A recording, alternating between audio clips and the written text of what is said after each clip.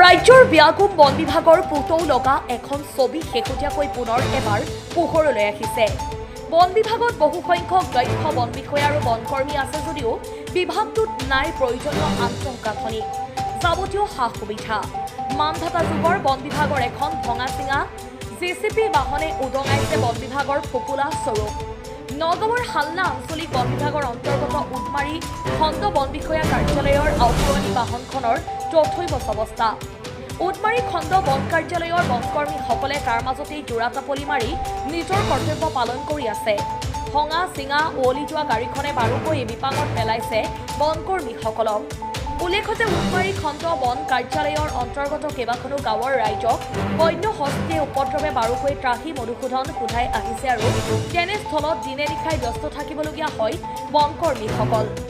বন্য হস্তীয়ে উপদ্ৰৱ চলোৱা বা কাৰোবাৰ বাসগৃহ ভাঙি তহিলং কৰা স্থানত গাড়ীখনৰ দুৰৱস্থাৰ বাবে সময়মতে উপস্থিত হ'ব নোৱাৰাৰ বাবেই বাৰে বাৰে ৰাইজৰ ৰোষত পৰিবলগীয়া হয় বনকৰ্মীসকল।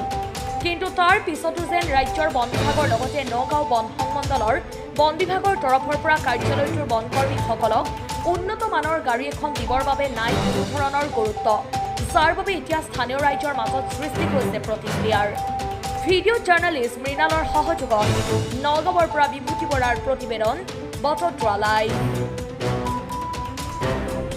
এইটো কি কাৰ্যালয় হয়?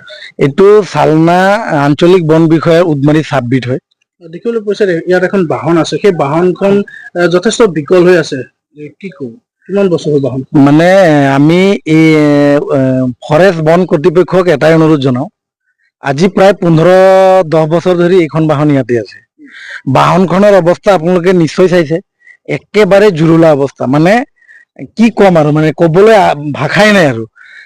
তেনেস্থলত আমি বন কৰ্তৃপক্ষক এটাই অনুৰোধ জনাওঁ যে উদমাৰী যি চাববিধ আছে তাত উন্নত মানদণ্ডৰ এখন গাড়ী দি বনকৰ্মীসকলক যাতে সহায় কৰে, লগতে ইয়াত যিসকল ৰাইজ আছে তেওঁলোককো যাতে সহায় কৰে। যিহেতুকে হাতী মানুহৰ যি সংঘাত, তেনেস্থলত এইখন গাড়ী লৈ উদমাৰী বনকৰ্মীসকলে নিজৰ ডিউটি বা কৰ্তব্য পালন কৰিবলৈ যায়।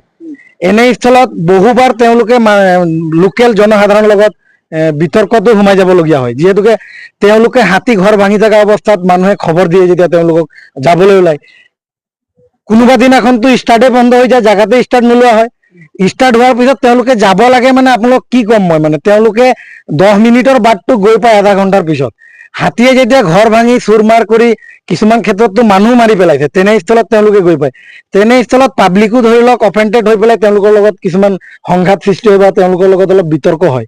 গতিকে আমি ইতিমধ্যে গম পাই আছো যে অসম চৰকাৰৰ নেতৃত্বত যি ফৰেষ্ট মিনিষ্টাৰ আছে, কোটি কোটি টকা তেওঁলোকক মানে দি আছে।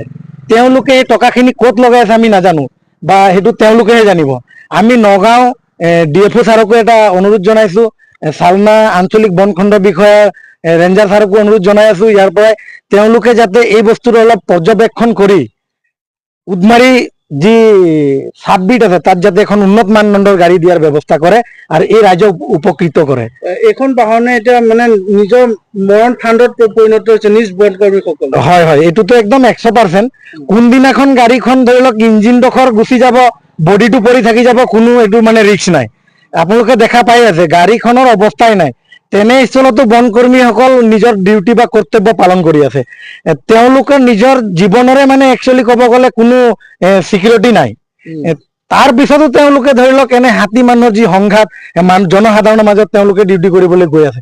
মই তেওঁলোককো ধন্যবাদ দি আছো, তেওঁলোকে এনে ক্ষেত্ৰত গৈও যে মানুহৰ মাজত তেওঁলোকৰ ডিউটি পালন কৰি আছে।